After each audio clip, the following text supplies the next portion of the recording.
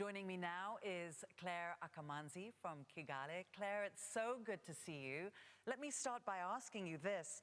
How much has the pandemic rolled back the progress Rwanda has made over the years? Very nice to be here with you, Zain, as well. So the pandemic has had negative effects on our economy, just like many economies of the world. If you look at 2019, Rwanda was among the fastest growing economies in the world. We grew at 9.4%, and we had an 8% growth on average for the decade before 2019. And then in 2020, we contracted by 3.4%. It was the first time our economy was contracting in years. Almost since 1994, we had never had a contraction like we saw in 2020. But the good news is that as the vaccines are beginning to roll out, we expect that by 2023, our economy will roll back and get back to the pre-pandemic days. And we expect positive growth to start this year, but to get back to that stage pre-pandemic by 2023. What's the recovery plan for Rwanda looking ahead? We are betting on manufacturing because the key with manufacturing is that the domestic market is very important in consuming the products from the manufacturing sector. And so compared to the services, if you look at our strategy before the pandemic, it was very much based on attracting tourism, conferences, among others, which were very much dependent on external consumers. So this time, our key recovery plan is going to be around manufacturing. The second one is going to be a different type of tourism that we think can survive within the context of the pandemic. So tourism, for example, while we can have conferences on Zoom, sports events need to be done mostly physically. We just hosted with the NBA, the Basket Africa League, and we had a very good number of people, almost 1,000 coming to Kigali to attend the NBA, and we had to manage that within the context of the COVID-19. So sports tourism is going to be very important. People are beginning to travel again. Our aviation sector is picking up very strongly as well. As we see people beginning to travel, we get about 1,000 people on average leaving Kigali or coming to Kigali. So that's going to be a key sector for growth. So services sector is going to be managed within the context of the pandemic, but we expect that real recovery will come from manufacturing and agriculture. So those sectors are the ones we're looking at right now. Clare, has Rwanda's sponsorship of Arsenal football team paid off as anticipated? I mean, you were the architect of Visit Rwanda. And that whole enterprise, did it pay off? Visit Rwanda is becoming a well-known brand. If you look at the sleeves of Arsenal, the PSG, and now the NBA Africa League, all show Visit Rwanda. So it's been a really good brand.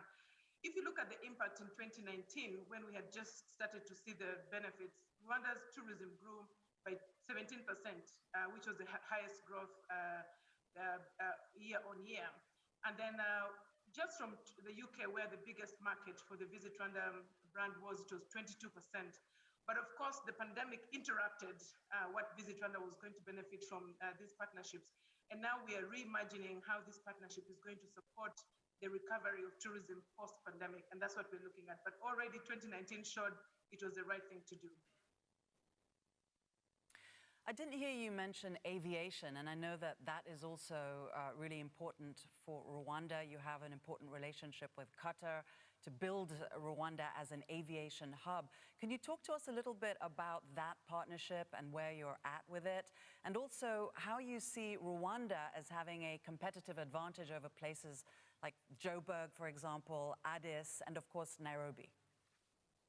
Well, first of all, Rwanda and Qatar enjoy an excellent bilateral relationship, which is really important. And building on the excellent relationships we have with the state of Qatar, we also have economic ties that we're putting in place. And I think the key one is aviation. We have a partnership to jointly build a new airport called Bugesera Airport. We have a partnership to co-own Rwanda. And this is really important because this partnership is going to allow Rwanda and our aviation industry to go to a whole new level.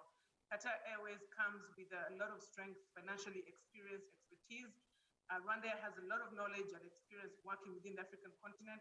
And this relationship of the two parties is very key. And I think it's going to really take the aviation sector to another level. Now, what makes us competitive?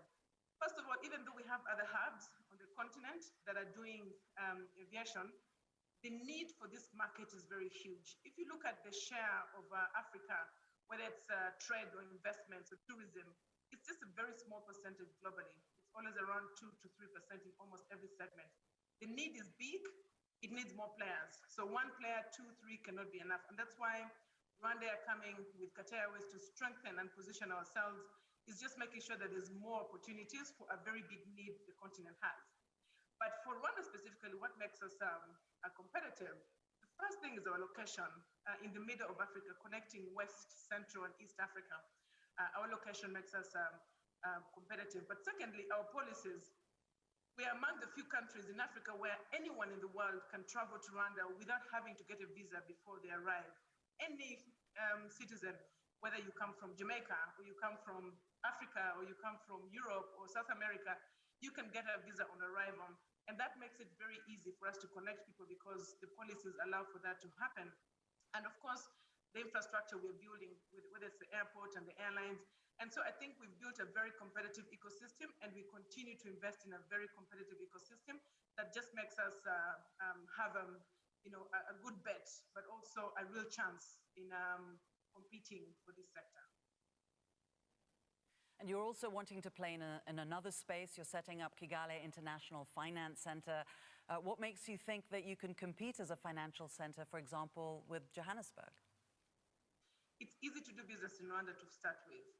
Today, Rwanda is the easiest place to do business in Africa, only after Mauritius, and we are 38th easiest place to do business in the world. That's the first thing. Secondly, as I said, the need is so big. If you look at the investment opportunities the African continent has, a lot of opportunities still exist. And Rwanda has put in place the policies, the laws, the regulations that make it really work for us.